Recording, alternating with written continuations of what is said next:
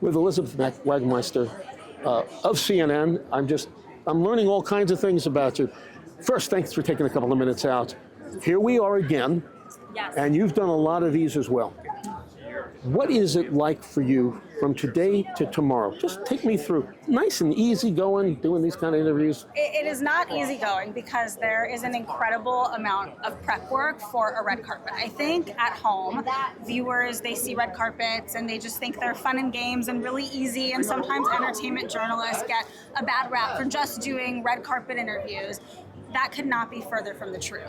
The reality of a red carpet is you see how long it is here, and you have no idea who you're going to get. So that means that you have to prepare to speak with every single nominee, every single presenter, every single cast member, producer, songwriter from the films, even if they're not individual nominees. So you have to be ready for everything. And this year we are really excited. We are partnering with Variety for the first time. We're doing a live red carpet pre-show. It's CNN's first time back at the red carpet in a decade.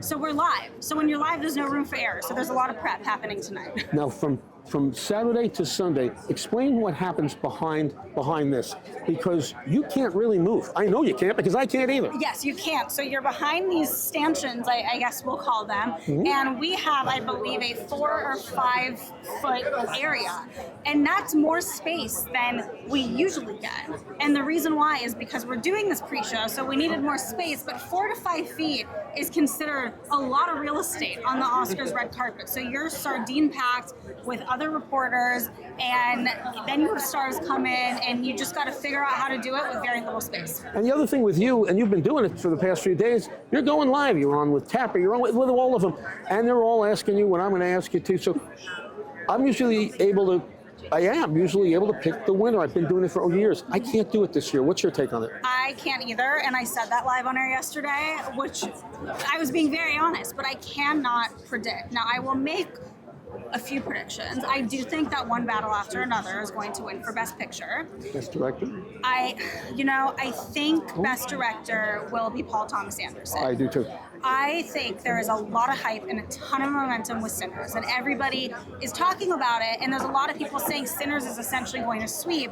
I don't think that's going to happen, and that's no shade towards Sinners. It was actually one of my favorite movies this past year, but I think there's a lot of momentum, but also a lot of talk about it. And you well know that very often, this was a record. They got nominated for a record number, but very often the ones that get nominated for 10 and 12 walk away with 4 and 5. Exactly. So they have 16 nominations, which, as you said, is the most nominations for any film of all time.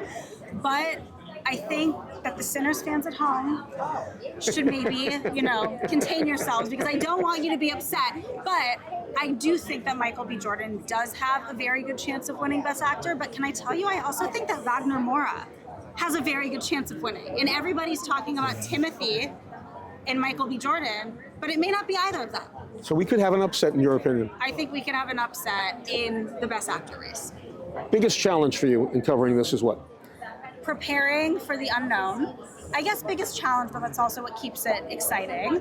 It's just, I never feel prepared enough because I always want to have more time. But then when you're live on the red carpet, it's so much fun that you realize it's okay because you're live and you want the moments, and we want everyone at home to feel what we're feeling, which is the excitement and that we don't know who's coming next. And is the hardest part on the carpet the rest of us, the colleagues, because we're all going for the same... You've got that mic hanging out. You don't know if the star usually will come up, but... Right. That's the toughest part, is that you cannot book interviews. So people at home may think that we have a rundown where Nicole Kidman's coming at this time and Ethan Hawke's coming at this time. No, you do not know who's coming. You do not know when they're coming. So when my co-host Ramin and I tomorrow are looking at the camera and we're live on air, all of a sudden Leonardo DiCaprio might be right here, and you basically turn around and you have to be ready to do it. Do you scream at them if they're going down what I call the speed lane? So I usually do scream at them. I cannot this year. Can I tell you why? Why? Because we're live.